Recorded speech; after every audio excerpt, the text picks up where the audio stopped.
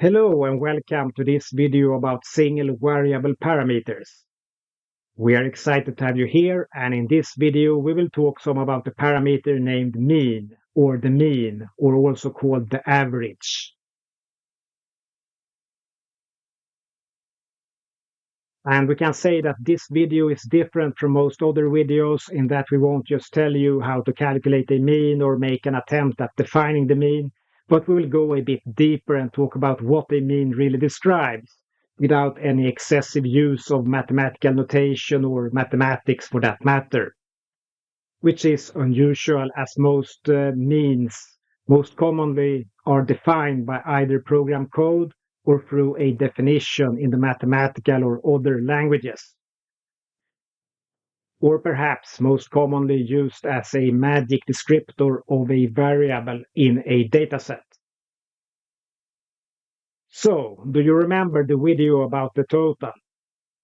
The total and the mean are very close relatives or neighbors, and as a matter of fact, the standard arithmetic mean is calculated as the total of values divided by the total number of units. A mean is therefore a ratio between two totals. So, let's begin and talk about the details of the mean.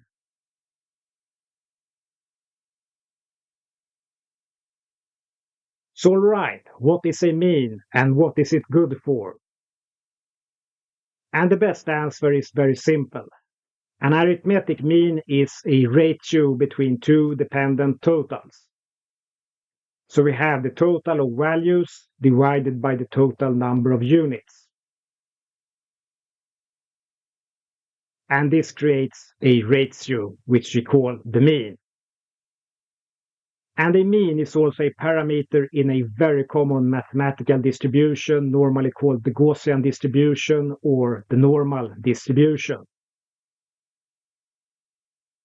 And we can use the mean to describe the numeric central tendency of a set of values.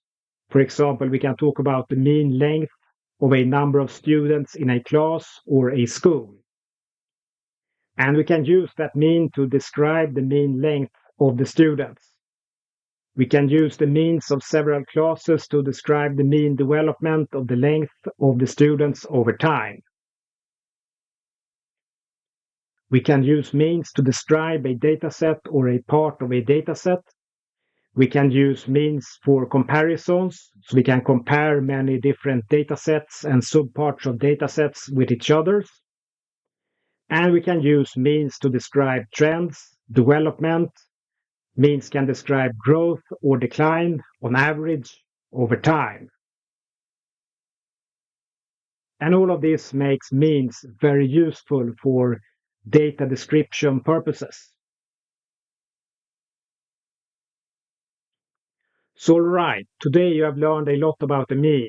It is possible that you have learned more than many students learn while spending a decade in school or at a university.